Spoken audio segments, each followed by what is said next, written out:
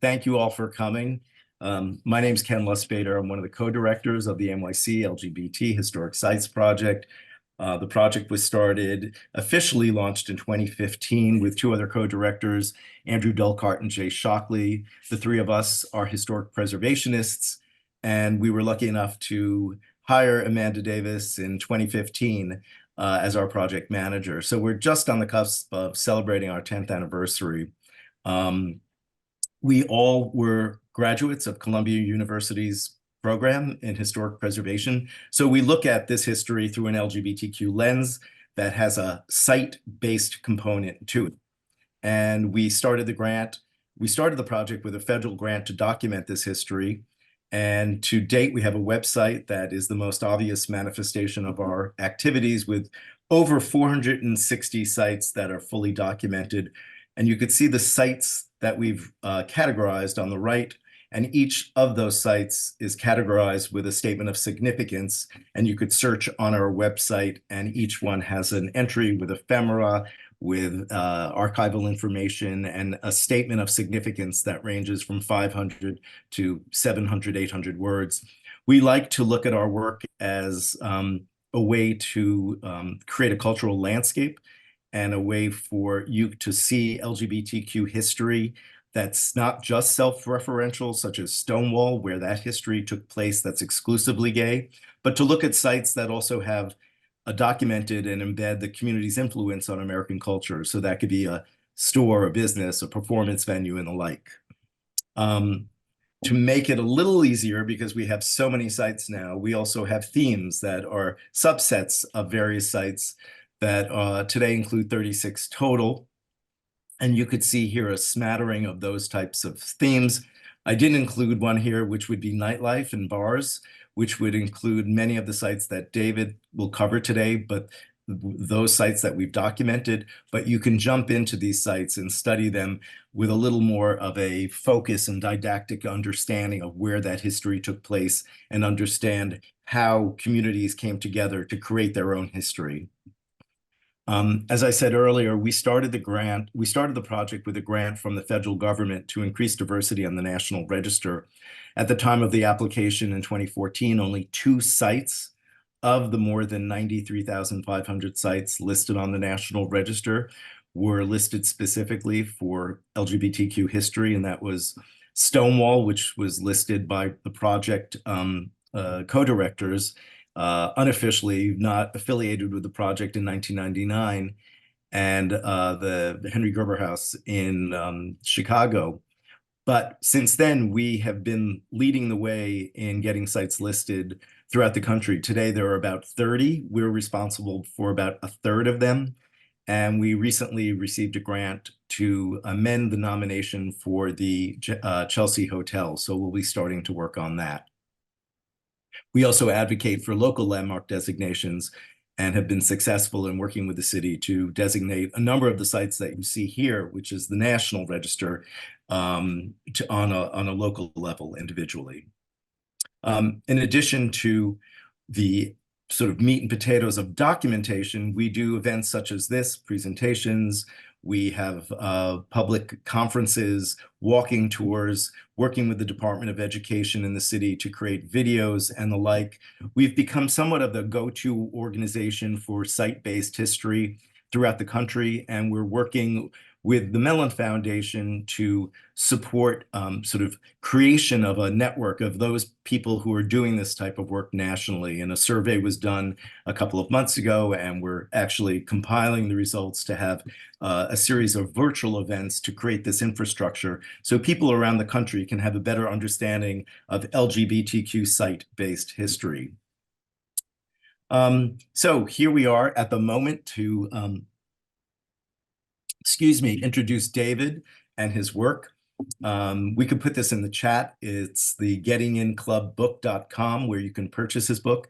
And David has been nice enough to create a discount code for anyone who's attending tonight to plug that in at checkout. But I'm really thrilled to be able to talk to David tonight and have him present tonight for this project and his labor of love. as I said earlier, this is David's collection from the 90s of when he was going out. So in the case of diversity and representation, this is one individual's slice of life.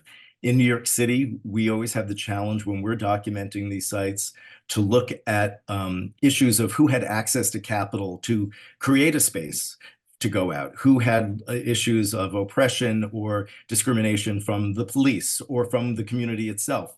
So this is one slice of gay history that we are happy to have and happy to present. And it's really interesting. I'm going to go through a series of sites that we've already documented on our website to provide some pre-Stonewall or pre-1980s context. And I was talking to David earlier today, and you could see it on this slide here where the slides, the images that were used pre-Stonewall or pre-80s, pre-gay liberation are much more instructional with text and information on where to go for an event, and I'll show them in a moment, compared to what he has here, which are much more hypersexualized body images and communication in color that talks about the power of gay liberation and what it did in terms of breaking out of the closet and letting people exploit themselves sexually, but also convey the image of the body and convey the image of who they wanted to be with text and communication that was much more in the closet in a pre-80s fashion. So without further ado, I'm going to just quickly take you on this survey of 6 sites without giving you much content. You can always go to our website. You could search under nightlife, but I just wanted to show some examples. This is the Student Homophile League at Earl Hall at Columbia University, a site that we listed on the National Register. Earl Hall was the location of the famous Columbia dances. The Student Homophile League was established in 1966. And in 1970, they changed their name to Gay People at Columbia and started having dances there that became so famous in the 70s, 80s, up into the 90s as an alternative to going to the bars. These places, you know, again, were few places to dance publicly because of police oppression and various other things that I'm not going to go into today. But the Columbia dance, you could see sort of this great 1971 graphic on the side there. Another site was David Mancuso, where he lived at the Loft on Lower Broadway and just above Bleecker Street. David Mancuso basically was the sort of beginning of person of house music, dance music. He created a house party. The graphic on the right shows the Little Rascals. He was an orphan, and having kids and parties around him is what he created here. It was a rent party, and David Mancuso's loft lasted at this location to 1974, but moved over to various locations in Soho and the East Village. And his loft party is legendary and exists today, but also is what created so many other evening house parties and dances, such as, excuse me for a moment, the Paradise Garage.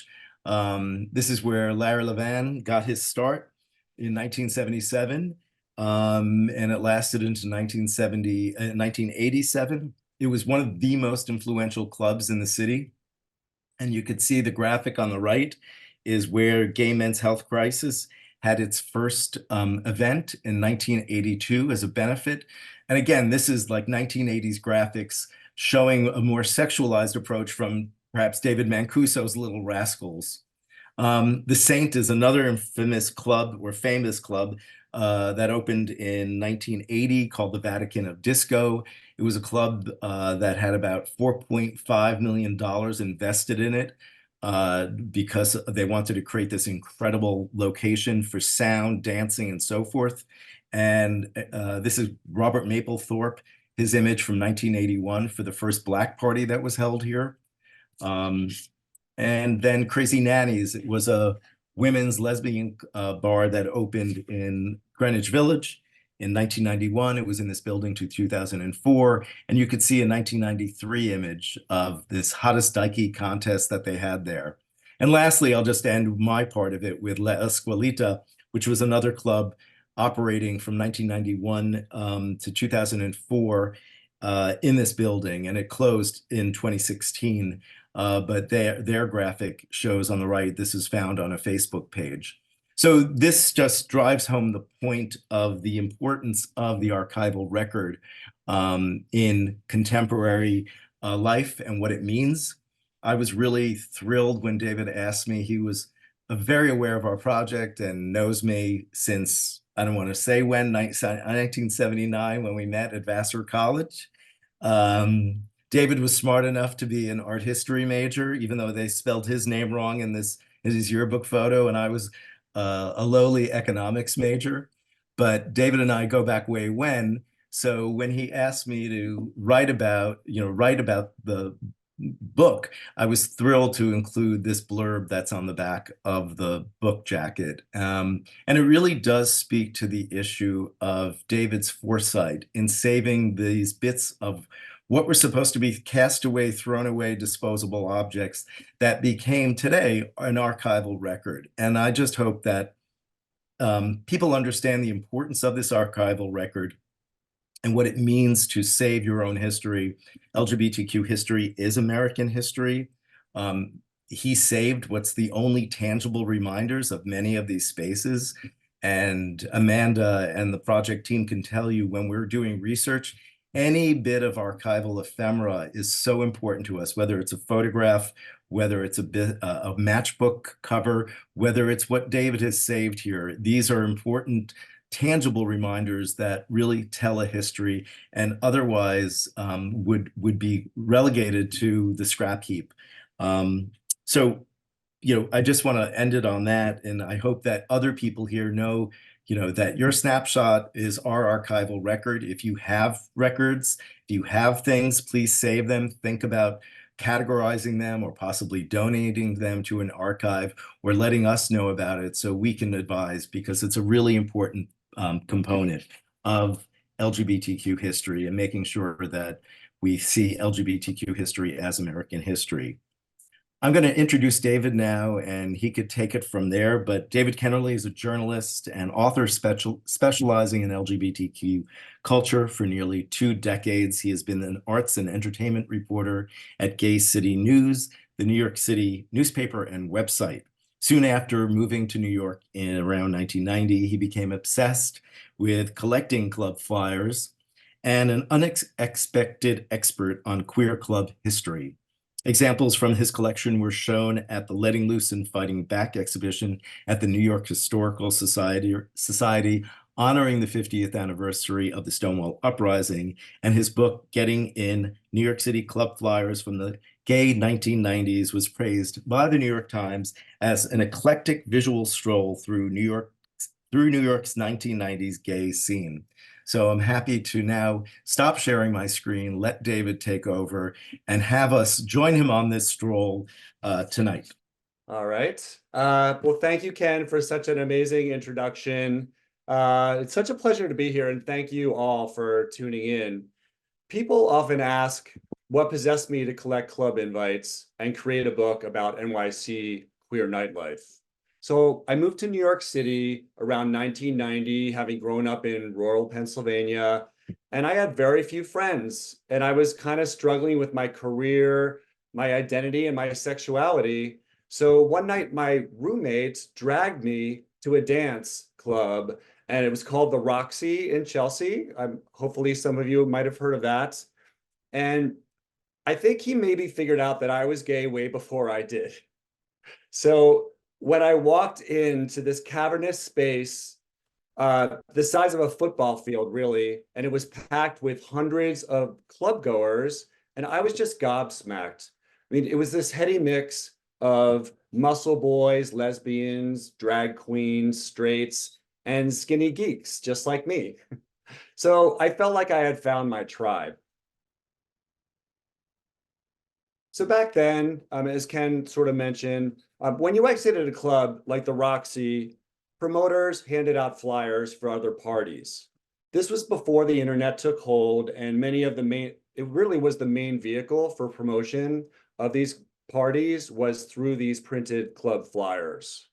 So everyone threw them away, but I always hung on to mine. And I think it's because I just loved the dazzling images of the drag queens and celebrities and shirtless hunks. And I kind of felt like they were mini works of art. I'm like, why are you people throwing these on the sidewalk? So by the end of the decade, I'm a bit of a hoarder, I have to admit. So I had managed to collect over 1,200 of these club invites. So flash forward 25 years later, when I showed some friends my collection, which I had squirreled away in a storage unit. And by that time, as you can imagine, most of the printed flyers were rarely used. They had all gone digital. So my friends were like, oh my God, you've got to share these with people. So I thought, how about a book? So I ran to Staples and bought a bunch of binders and organized, spent, months organizing these things. And I eventually chose 230 of them to create a book. So for getting in, I interviewed many of the local people, the local celebrities whose names were on the flyers, drag queens like Lady Bunny, club kids like Wallpaper and Ernie Glam, and DJs like Larry T and Susan Morabito. And that's just the tip of the iceberg. I focused only on Manhattan clubs from the 90s, since that's really when I collected amassed my collection. And the 90s, I mean, everyone has their own favorite decade of clubs for whatever reason, and I respect all the decades. But I feel like this 90s really proved to be this perfect storm, resulting in an explosion of queer venues. Um, the one major factor, of course, was real estate. There were plenty of fringy areas where rent was still cheap. Another factor was the emergence of gay guides like HX and Next Magazine, which encouraged people to go out for the first time. They really didn't have guides like that before, at least ones that were updated. And in the book, we include nearly 100 venues, as you can see from the map, and I'm sure there were many more. This is not an encyclopedia, but we tried to cover as many as possible. And so we even created these maps for the book. Another part of that perfect storm was the AIDS crisis, which was raging at the start of the decade. And being, tragic, it really had claimed over 90,000 people's lives in the US alone by the start of the 90s. Tragically, being diagnosed with HIV, was practically a death sentence. So starting in the 90s, the US government was deep in denial. So groups like ACT UP were formed to demand funding for treatment research. And these are some images of some of their actions. And their actions continued into the 90s. So the LGBTQ community needed to come together to enact change. So gay men and women came out of the closet and flocked to these clubs to celebrate their sexuality and cultivate a supportive community. So nearly half of the club flyers that we have in our collection mention benefits to support AIDS causes, which is just so unusual. Okay, so now we'll get into some of the actual clubs. Naturally, my favorite was the Roxy, because it was the first one I had ever gone to, and it was a mega club on far west 18th Street. And it had opened as a roller rink at the peak of the disco mania in 1978. It became a queer-centric dance club around 1990, and it was owned by someone named Gene DeNino. And this had a massive 6,000 square foot dance floor. And so you'd see these two huge oval bars on either end of the dance floor, with go-go boys dancing. And often the entire club was festooned with Mylar streamers. So it was just incredibly upbeat and like a fantasy land. The Roxy danced its last dance in 2007, and the building was demolished, and now it's a luxury condo. I also just want to say that you'll be seeing a few of these slides throughout my presentation, which is kind of like the before and after of the club. And normally, people think of before and after as being before is bad and crappy, and after is great. Well, in my twisted world, it's the opposite. I prefer the before picture in most cases. So at the Roxy, this is a 1991 flyer, and it stars journalist Michael Musto, and he wrote a snarky column for the Village Voice about nightlife in NYC, and ever since he's been the go-to expert on queer club culture. So I was honored to have Michael write the foreword for Getting In.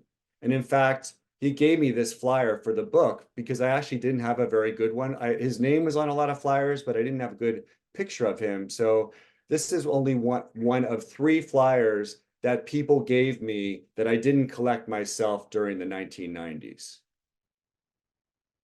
So at the dawn of the decade, again, we're talking about the Roxy. The flyers had this sort of retro 60s and 70s groovy vibe. And this one from 91 references the mega hit movie Saturday Night Fever, as you might recognize. And many flyers from this era had a sort of a playful, ironic, almost sarcastic vibe, which I love. It's my personality. So for the book, I also made sure to include, as you can see, you've got the front of the flyer and then the back of the flyer. Other books that on flyers often just do the front, but I think there's more rich material on the back. Like, for example, I don't know if you can read this, but like the cocktails were only $2.75. Like they felt the need to put that on the flyer, like not 3, $2.75.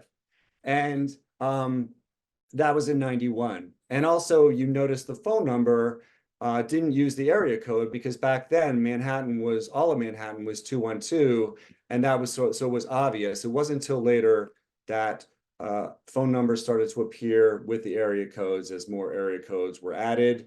But what was kind of nice was this one element helped us date the years of these flyers, because half of them, the promoters didn't even bother to put a date on them. They're just like, oh, well, why do we need to? They're going to be thrown out anyway. Everyone knows what the year is. But in our research, we made sure to find every year of every flyer that's in the book.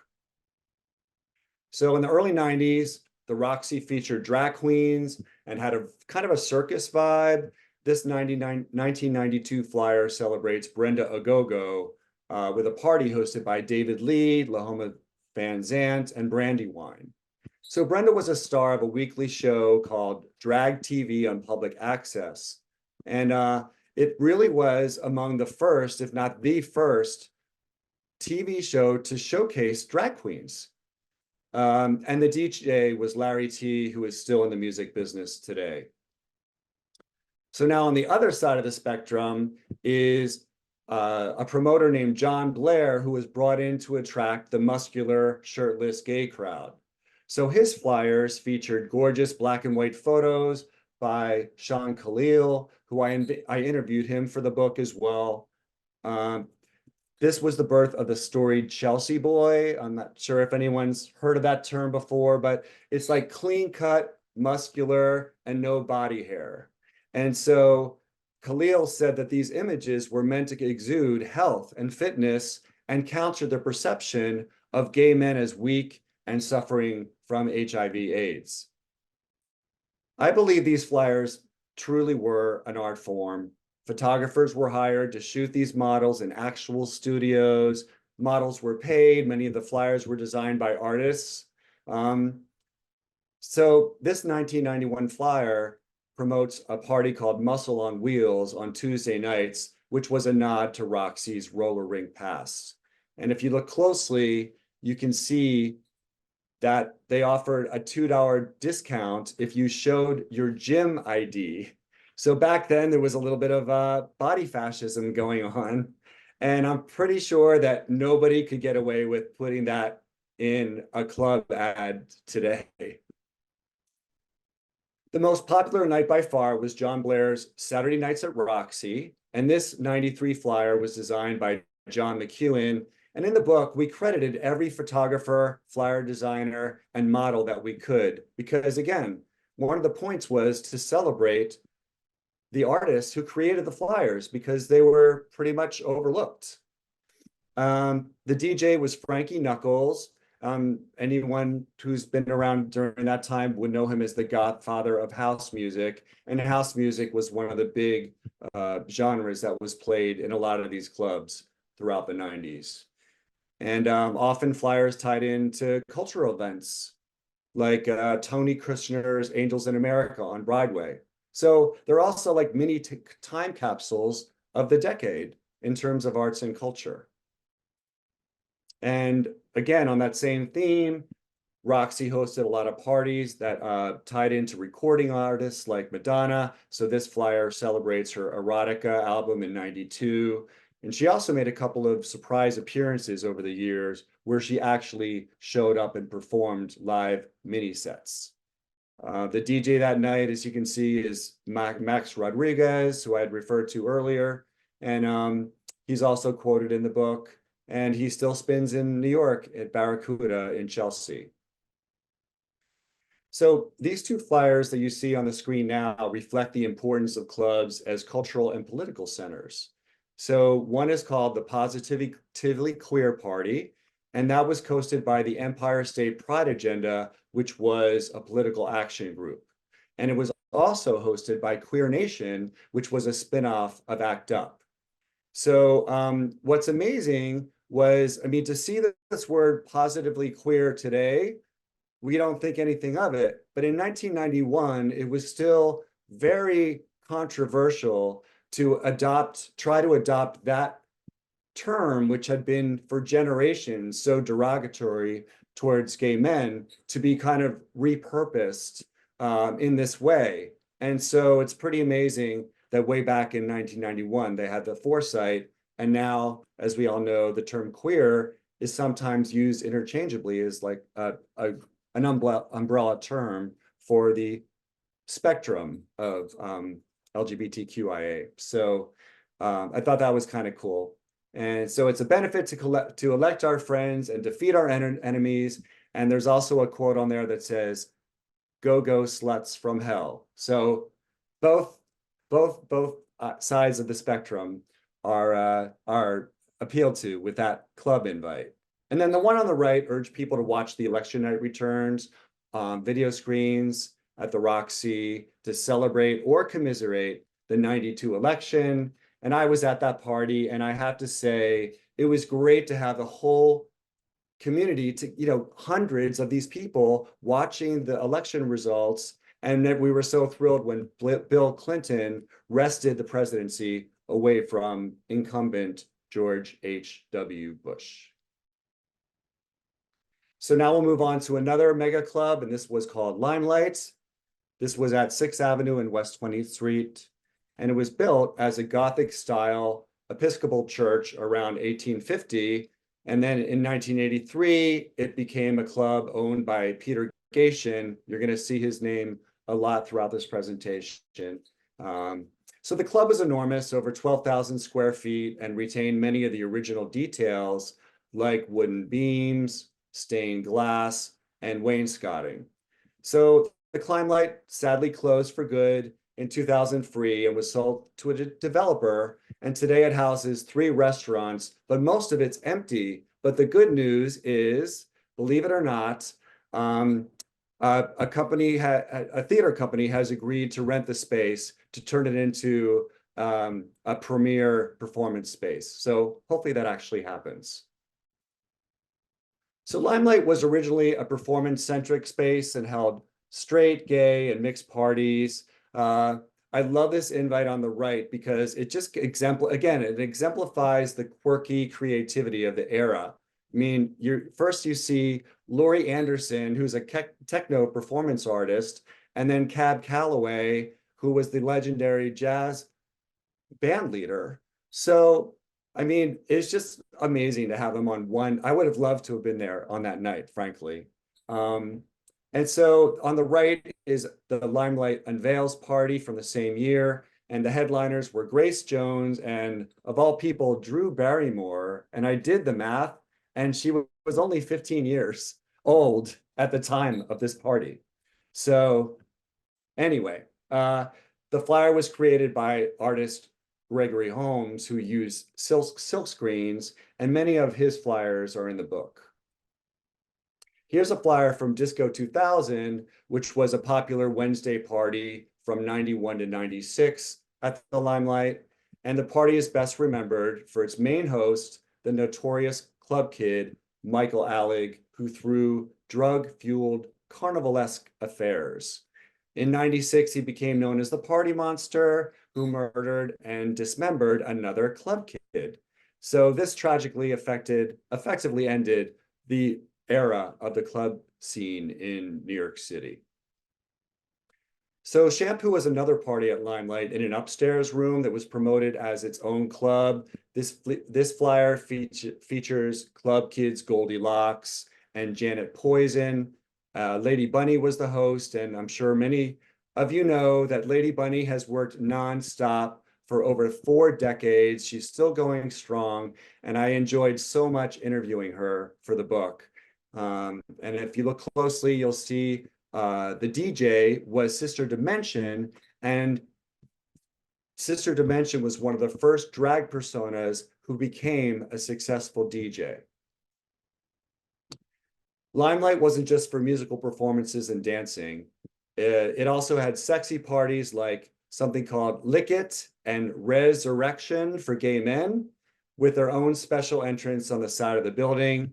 It had a back room called the Lick It Lounge, patrolled by safety monitors, making sure that it didn't get too wild. And then on the right is a gorgeous illustration by an artist named Broadway, and it urges you to, quote, find romance in the dark, and this benefited Queer Nation. Now here's a Lick It at Limelight flyer from 91 that has a really racy safe sex message. It urged clubgoers to, quote, use a condom every time, and the mantra, safe sex is hot sex, probably saved countless lives during that period. That it was just something that was repeated over and over again. The photo is by Stephen Meisel, who was a world-famous fashion photographer. Okay, now we shift gears to another big club called the Tunnel, and that was carved out of the Chelsea Terminal warehouse that was built way back in 1890. So the structure occupied the entire block between 11th and 12th Avenues and between 27th and 28th Streets. It was well known for its hip hop parties as well as the gay-centric parties in the 90s. And the club had a pretty long run from 86 to 2001, again, owned by Peter Gatien, and it's currently being revamped into luxury office and retail space. Arguably, the most famous DJ of the period was Junior Vasquez, who had residencies at Tunnel, Sound Factory, and Palladium. He really was one of the first openly gay, globally known DJs and producers. And he had immense cult-like following, drawing a mixed crowd of gays, straights, and people of color. This is a perfect example when DJs became celebrities in their own right. And so they were featured very prominently on club invites. And this would have been unthinkable in previous decades. And now here's 2 very contrasting flyers that sort of show the astounding breadth of parties that the Tunnel would throw. So on the left is a special event called Mr. Leather New York contest in 95, and it attracted the macho leather crowd. And on the right, Curfew Saturdays was for college-age guys, lovingly known as Twinks, in 1998. And the music was by Danny Tenaglia, who was a famous world-famous DJ. And then if you look in fine print on this, you can see that they had their email. And sure enough, as you can imagine, the flyers towards the end of the decade, because digital was coming into its own, started to crop up on these printed flyers. So now the Tunnel was host to some Saint at Large parties, spinoffs of the defunct Saint Mega Club that Ken mentioned earlier. And this is a 1992 poster for a New Year's Eve party. So it features superstar Marky Mark wearing tighty-whitey Calvin Klein underwear And during that time, he had that #1 hit, Good Vibrations. I don't know if anyone remembers that, but unfortunately, this was a classic case of false advertising because I was there that night and he just got on stage, strutted around, yelled to a backup track for like a few minutes, and then he like took off. And we're like, are you kidding me? Like he never took off his black hoodie. He never he never took off his shirt.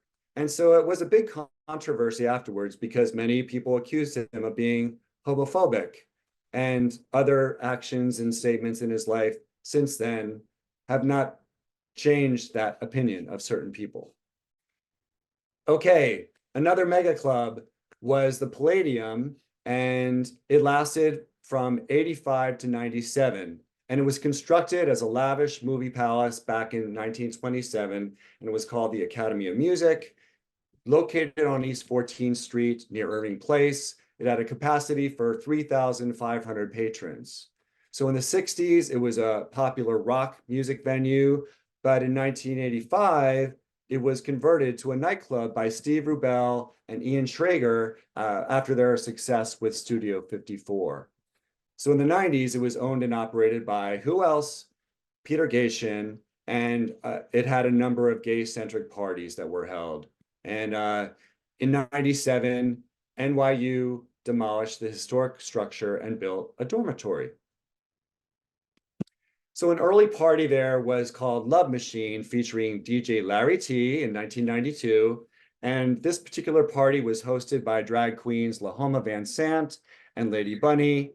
And it had performances by the legendary Dorian Corey and Willie Ninja, who were from this sensational film, a documentary called Paris is Burning.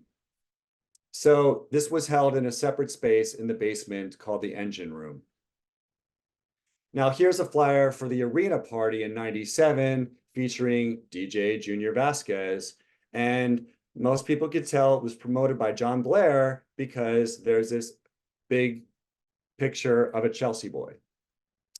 That night, there was a special performance by Joy Cardwell, a very popular dance diva. And I liked, if you read closely, it says the timing of Junior's set is, quote, 3 a.m. till God knows when. So I like that. One of my favorite flyers in the entire collection is Divas Fight AIDS from 92. It's a prime example of a club promoting AIDS causes, and in this case, a benefit for Lifebeat, the music industry group to fight AIDS. It boasts a list of female performers like Lolita Holloway, the Cover Girls, and Grace Jones. All right, now let's shift gears to some of the smaller clubs. And perhaps the most culturally significant bar to open that decade was Splash Bar, and it was on West 17th Street. So it opened in 1991. It ushered in a new era of gay bar design with high ceilings and a large row of windows. So like people could walk by and actually see patrons inside the bar. And I mean, this is in sharp contrast to earlier, where the traditional bars were dark, cave-like, and had windows like painted over with black. So it really had a whole different vibe to it. And over the years, it expanded into a multi-level dance club and thrived until 2013, after the neighborhood had migrated from Chelsea north to Hell's Kitchen. And right now, it's a luxury scuba store. So as the name implies, its distinctive feature was open showers behind the bar, where the go-go boys would gyrate and soap up. And again, this sent a message of health and vigor and vitality. And this flyer here, which was one of their first, certainly conveys cleanliness and health. Here's a flyer for an event called Men Behind Bars. And the patrons could bid on their favorite bartender to benefit the Gay Games 4. So you could have a date with the bartender by going to dinner, theater, or a one-on-one workout session with them. And again, notice the 7-digit phone number. So now this is a kind of a crazy flyer. They had a party called Clean in Between, and it was actually aimed at guys. It was a shower-thon. So it was aimed at guys who would go to this big circuit party called the Saint at Large Black Party, and they'd dance for hours and hours. And there was another circuit party that they wanted to go to a few hours later, but they needed a place to kind of chill out and freshen up. So you could actually go to the splash bar, climb up into the showers behind the bars and freshen up, take your shower, and then be all ready for the next circuit party. And free towels were provided. So one of the most dynamic, diverse spaces was Bar Room 432, opened in 1990, and it was brought to you by promoters. They actually bought it, Johnny Dynell and Chichi Valente, and they rebranded it Mother. So it was on West 14th Street in the Meatpacking District, and it lasted until 2000, when the lease expired and the rent was going to like quadruple. So it's now a luxury retail space. And so they had some amazing parties within this structure. Here's a flyer from the opening party of Jackie 6-0 in 1999, and it featured performances by JoJo and the Jockstraps, Happy Face, and Ebony Jet. Their flyers were little more than just photocopied collages on plain white paper, but this particular example also shows another purpose for club flyers, and that it gave you a place to scribble down someone's phone number that you might want to, have a date with, shall we say, later. So that is what happened to me there. Here's a flyer from the Clit Club, which was geared towards women, but gay men were often welcome. The flyer calls it a dyke and fag experience. Again, photocopied collage on white plain cardstock. Another party within that complex was Meet. It was created and promoted by DJ Aldo Hernandez. When I interviewed him for getting in, he said he wanted to create a casual, welcoming space for people to be themselves, so patrons could wear whatever they wanted. There were no rules. The cost was cheap, $5 to get in, $4 with the flyer. And there was a small, grungy back room that he said was meant for friskiness, but not full-on sex. They actually had a monitor to make sure that nothing crazy happened. And he also said that they made a point to show a variety of people from different backgrounds in their club flyers. So now let's head to the East Village. The Pyramid Club was a drag-centric performance space on Avenue A near East 6th Street, and it was considered the vanguard of counterculture. So where pioneering performers such as Lip Synca, Lady Bunny, Sister Dimension, and RuPaul got their starts. And it had a really pretty good run from 1979 all the way to just a couple years ago during COVID.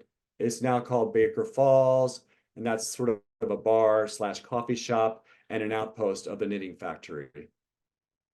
So one of the most successful parties was Channel 69, hosted by drag queen Linda Simpson. And then the one on the right is an invite from '94, which not only features Linda Simpson, but Lady Bunny. The flyer on the left promotes a popular Sunday party and depicts a performer and artist, Taboo, who you might recognize that name because Taboo designed the cover for Delight's World Clique album. And we were listening to a Delight song before this presentation started.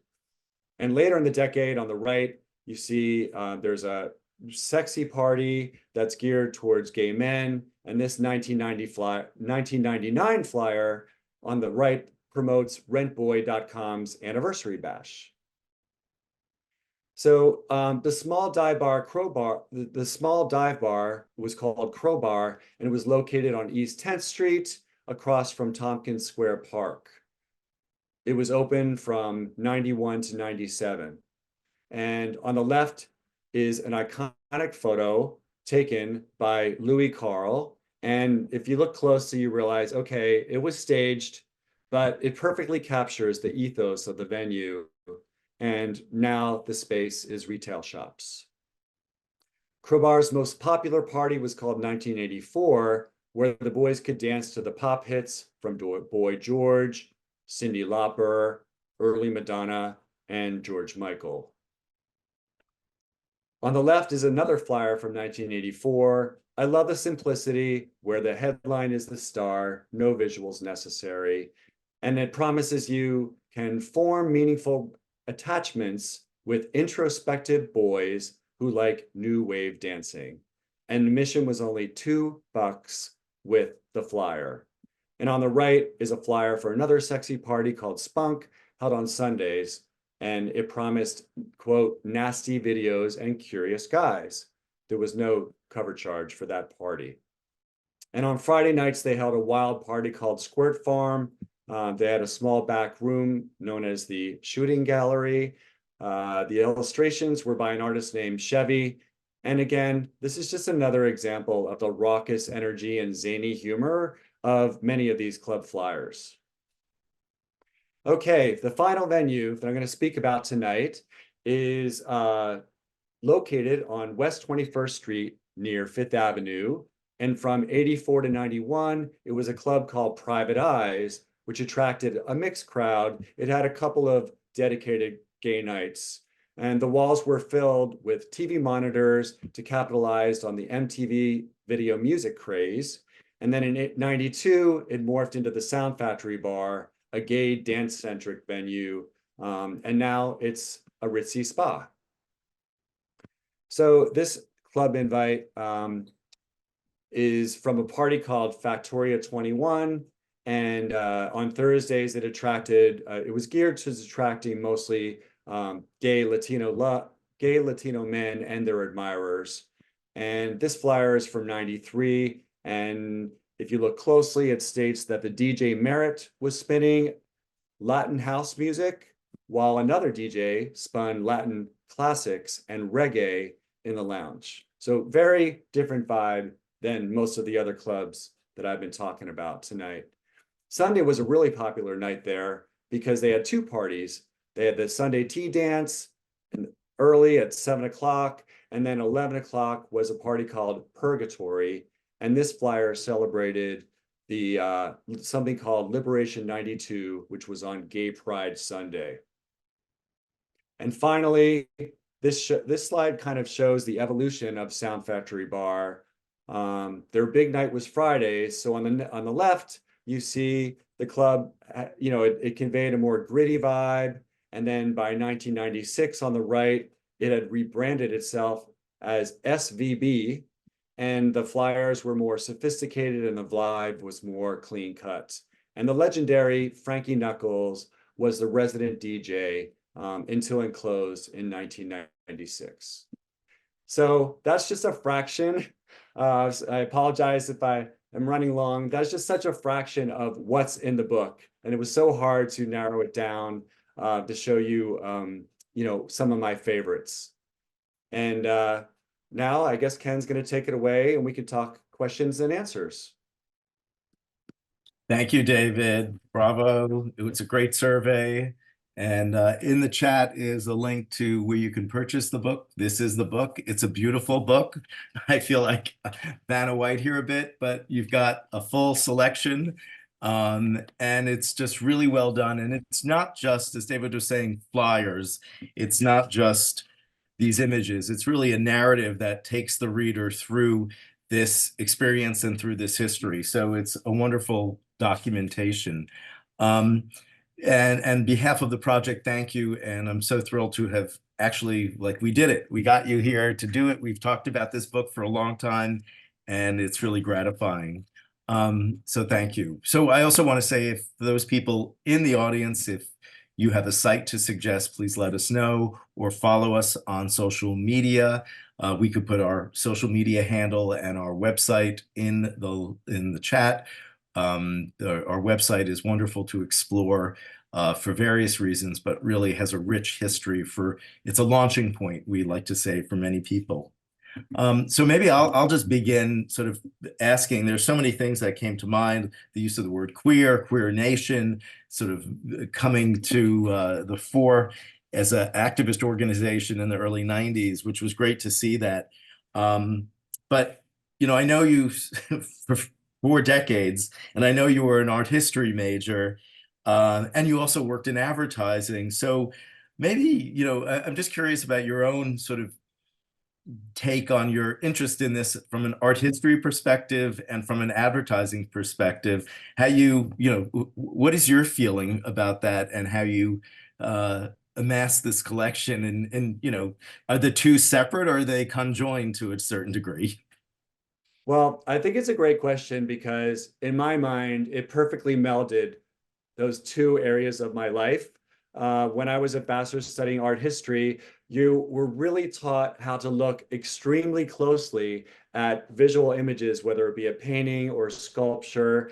And, a lot of times you had to really look for clues, and you became almost a detective when you were looking at these images to try to figure out what the time period was, what the gestalt of the era was, who these people might have been that were in the painting or whatever.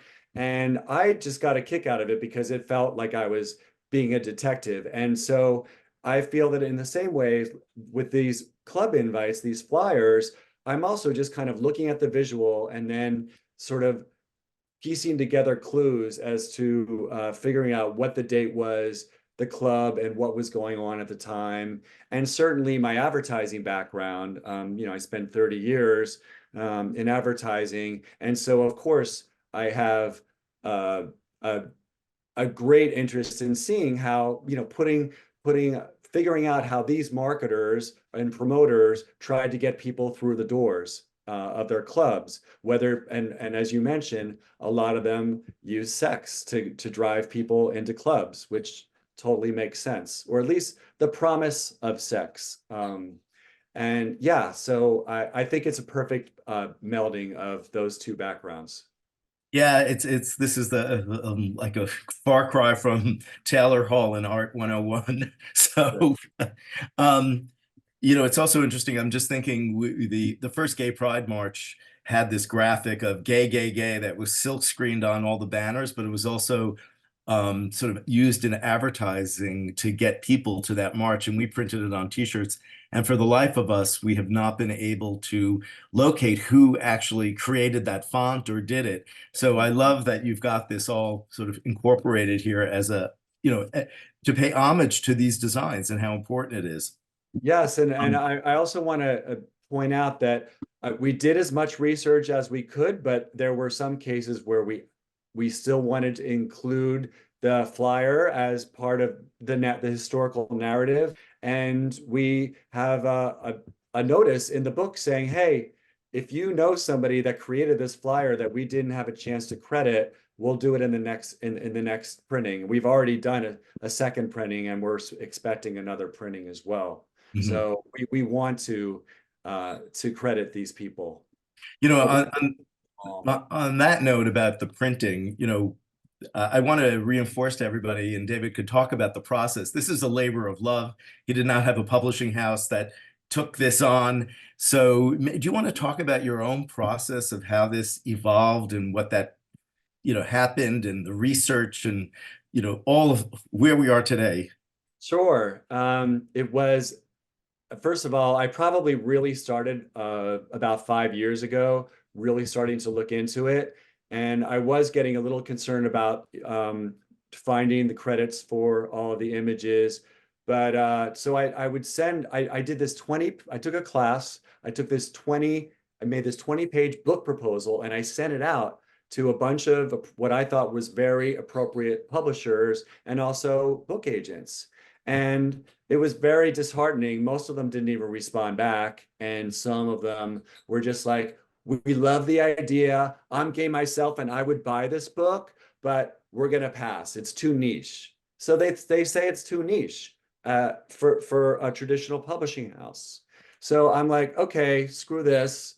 I'm going to self-publish. And then I did research and I found this two amazing art directors, Frank Gargiulo is the lead art director, and I found a copy editor, Jay Blotcher, who is amazing, and he's very much um, uh, in the scene of archival history of the era.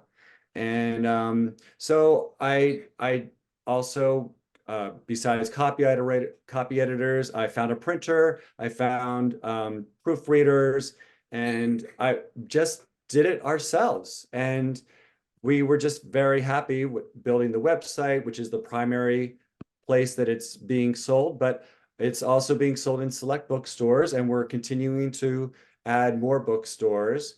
But at right now, we decided, we've been told that don't put it on Amazon because it's sort of an enemy to the small bookstores, and we want to be a friend to the small bookstores, and also want to try to maybe recoup some of our investment. But as you said, it's a passion project, and I wanted it to just be part of the historical record.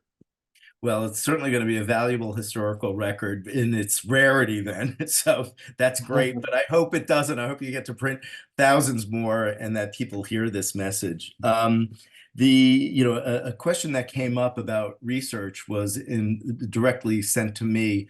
Let me just go back to it.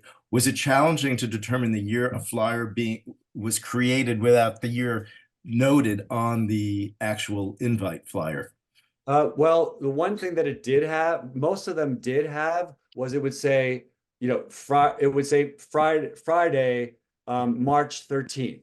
And so you could go on to online and figure out, and if you kind of knew it was sometime in the 90s, because that's only when I collected them. So I just did researches on calendars. So that was a big clue. So then you could find out, oh, it was either this year or this year. Usually you can narrow it down to 1 or 2 years. But like I said, sometimes it was, if the phone number was only 7 digits, chances are it was in the earlier part of the decade. And also we would get on, there are Facebook groups, which have been a huge help to me, like Remembering Limelight, or things, New York celebrity clubs. And I would throw out like this sort of blind question to the ether saying, does anyone know when this party was? So we got it. We got some great information by basically crowdsourcing. That's great. I'm speaking somewhat to the converted here about the importance of nightlife venues and bars to the queer community.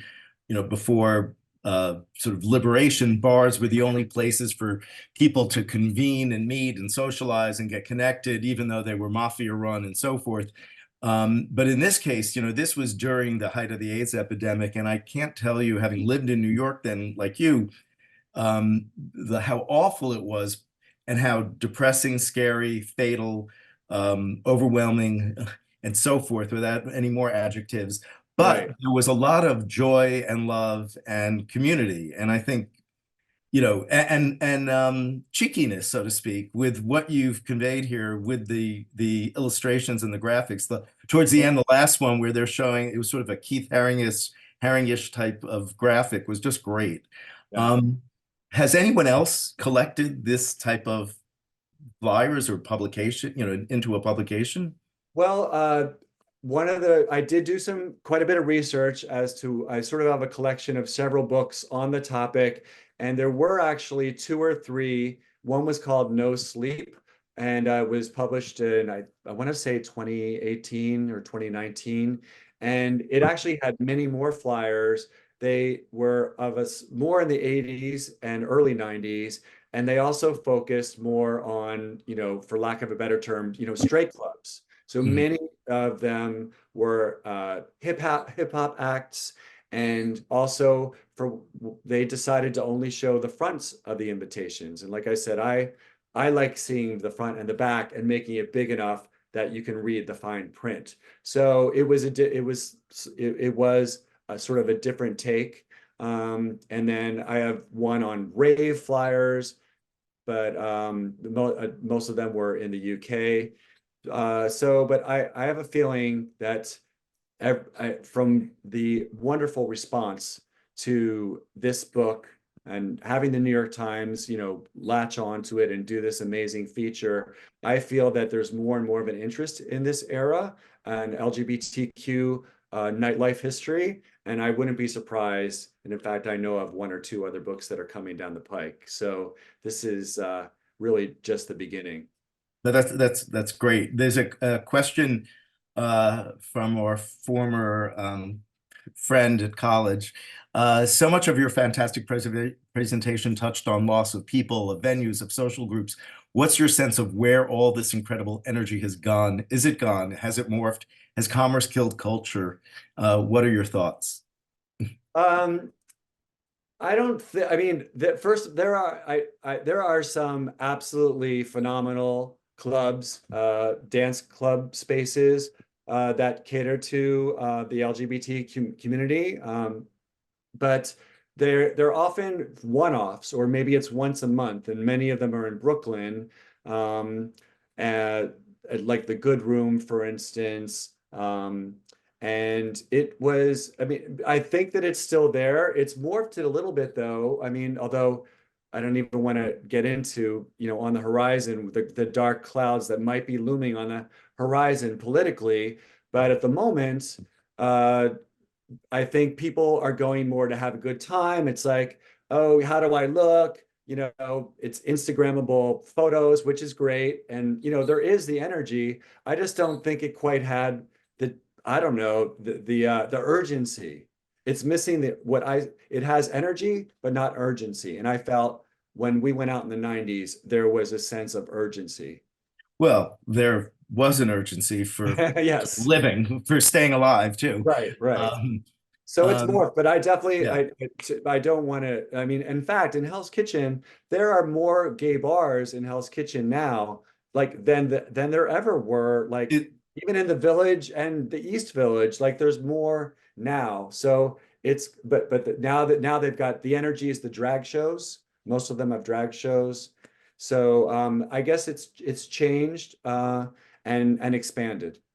I think, I mean, this is anecdotal, but I do think the real estate forces in the city have forced these large scale venues that are in prime locations, such as Palladium or the Roxy, to sort of morph into residential complexes, eliminating these huge venues that now are accessible or used in Brooklyn, for example, where, you have Knockout or those other clubs. Right. Um, A $3 bill. yeah, yeah. So, it's an interesting shift in, the geography of nightlife as well. Um, yeah, and someone has commented it's about zoning laws changing, which is also part and parcel with sort of real estate forces, and the land is more valuable as a condo complex. Right. And Um, also in the book, we talk about it's also, I mean, what happened is the gentrification, and all of a sudden the community boards got stronger, and they changed the zoning so that there was more residential air, like the meatpacking district is the perfect example. They changed the zoning so more residents could be there. And then you have these kind of, snooty um, local boards, mm, community boards, they're like, we don't want this, we don't want these clubs and this noise and this craziness. So they drove them out, them out. And of course, we haven't even touched on Giuliani and his assault on, on the nightlife club, on the clubs that basically shut down a huge portion of them as well.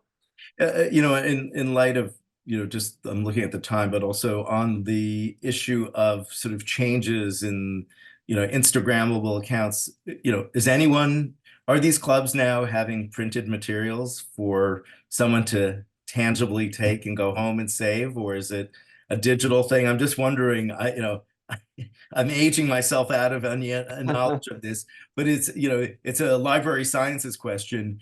But it's an interesting issue of how are those clubs being advertised and who's archiving them. Yeah, I mean, well, certainly I'm on a handful of email lists and I get some, the rarely striking digital invites. But Mhm. again, somehow they don't have a sense of humor and they feel sterile and they feel, I don't know, like they were, generated by AI or something.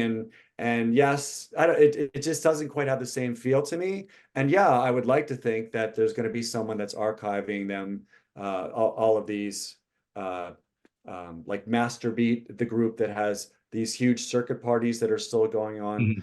in New York, LA, and other major cities. And they've got a great, they've got a great mailing list. And I would like to think that they'll hang on to them in some form or other. But yeah, You know, as far as printed invites go, I don't know. Part of me is actually, there are very few of them, but I did hear that this one club called Red Eye, which recently opened up, started giving out some printed invites. And I'm like, wait, he he'd ordered my book. He has my book. Could it possibly be that like he's being influenced and is thinking, oh, maybe we should do printed invites? Um, mhm. it's just hard to get, people's mailing addresses to True, send, true. like, Yeah. a card. And I just want to, call upon attention to, I should say, the number of archives around the country that do collect LGBTQ history and ephemera and the importance of them, such as the Center's Archive, which is a great collection. The New York Public Library has a wonderful queer collection. One archive in California, Digital Trans Archive, which is a repository of so many sites, and the forgetting the last one now, Gale, which is has an archive of sexuality. These are accessible locations that we frequently use in doing research, and they've provided a wonderful resource with that, and so forth. And it's just so interesting because Swan Gallery annually has their own LGBTQ um, sale, which on some ways is a little, it's an interesting way, to commodify an archival record, which is great. But at the same time, it shows the value of these items for history. But I hope whatever's being sold there, there's a copy that's already in someone else's archive, so it doesn't go just into private hands. Yes, Right, right. Eberhard in the William Way is the other one in Philadelphia. As I mentioned earlier, we did this survey of organizations around the country, and there are so many people working on archiving ephemera history and oral histories. So, David, you are a case in point where you unintentionally, or I shouldn't say unintentionally, you knew what you were doing, but here you are with a publication that I don't think you ever envisioned in 1990 when you were I did walking not. around from the Roxy. So Uh, that's I did bravo. not, Mhm. but I, and I'm not just an author. I'm also became a publisher, and it's been a really marvelous learning experience interviewing all these personalities. And I've had so many people reach out to me, and I've made so many new friends with this project. And it's still, in a way, it's like it's still building a community. Mhm. It's nostalgia, yes, but it's more than that. There's a question that is there enough for another volume? Yes, absolutely. I don't know. I'm looking for ideas actually. One idea was just to focus on one of the clubs. Like I've got so many from the Roxy. Maybe I could do that. Another option might be to do some of the more risque club invites that most of them didn't make it into the book, but maybe there are a lot of people that would be like, we would love to see some of the really racy, risque, When, sexual. when you look at the totality of your collection, sort of if you were to put it out in thumbnails, can you see the progression of art design or you can? I mean, Yeah, that in itself is you know what it is technology, because uh, the earlier ones, like in the early 90s, many of them were clearly just like someone just went to Kinko's, and just Xerox them. And so they were very rudimentary. And later you could see that, once Photoshop started to evolve, and then by the late 90s, they were, I feel, I mean, in general, that they were mm, much more sophisticated.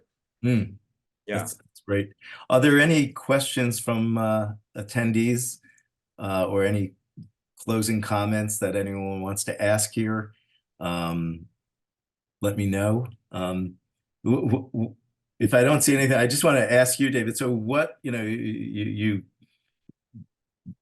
when you started this project, did you, what are the feelings you have now that you have this book in your hand and we're here today? I mean, like from the moment you were going out to today, what's your last, your final thoughts on where you ended up with this project? I guess I'm a little like I am a little bit in awe that the Mhm. response was as favorable as it was. Um, and I'm just so happy that because I thought, am I just the only freak that thinks these are really weird? These are really amazing. And now I've realized that yes, there are plenty of people like me.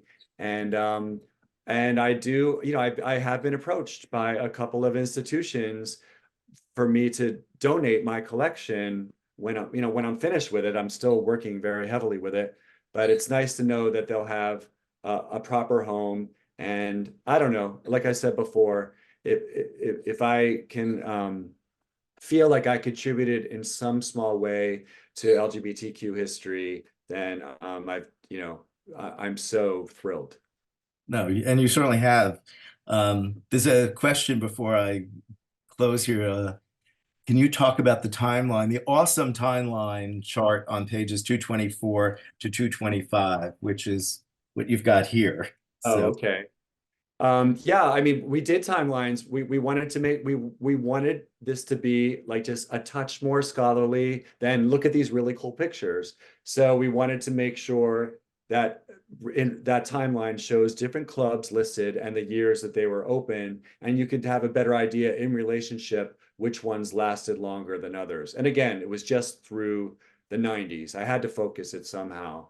But my favorite timeline is the next page, which talks about cultural milestones. So it's like, oh, when was the first kiss on national TV between same sex? mhm, And what and it's showing certain people, sadly passing from AIDS, but then by the end of the decade, it's just showing how more and more celebrities were coming out of the closet, but how in the beginning of the decade, it was it was really bleak mhm. on many levels. There's a question about Boy Bar just like popped up there. And I assume you went to Boy Bar. Yeah, Uh, I did, but only a couple of times. uh, I do have some in the book for sure. It was in some ways, I think I mentioned Pyramid was very drag focused and sort of the friendly competition, the frenemy, in the East Village was Boy Bar, and they both had amazing shows. Uh, and I don't know what to say. It's just they were pioneers. mhm. And Club 57, that's a whole nother club. Right. Yes, yes, Yeah. yes. I mean, this, yeah, we're going to wrap up soon. We have a number as a project, we have a number of sites, that are nightlife venues that we include ephemera from these handouts. I'm by default the nightlife guru of our project. The Loft, as I said earlier, was the beginning of so much pre-disco in this city here, and there's so many sites that we have to add. So if you go to our website and don't see them, they're on a main database that we have to research and add. We're very precise in what we put on our website. And when we were doing the meet entry, I was Right. asking David because it was so confusing on who occupied the building, what the name of the venue was, and who these multiple players were that were working there. But please, I want to thank David. This was a great presentation.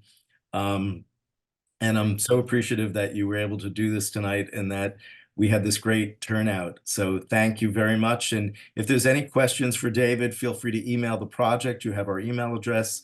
I want to thank the people for attending, and I want to thank the foundations and Con Ed and others, New York Council on the Arts and the state of New York for supporting our work and helping offset the cost of putting this program together. So thank you. Well, it's my pleasure. Thanks so much for having me. Great. And you could go buy the book. It's still in stock. So Yes. thank you, David. Take care, everybody. Thanks, everybody.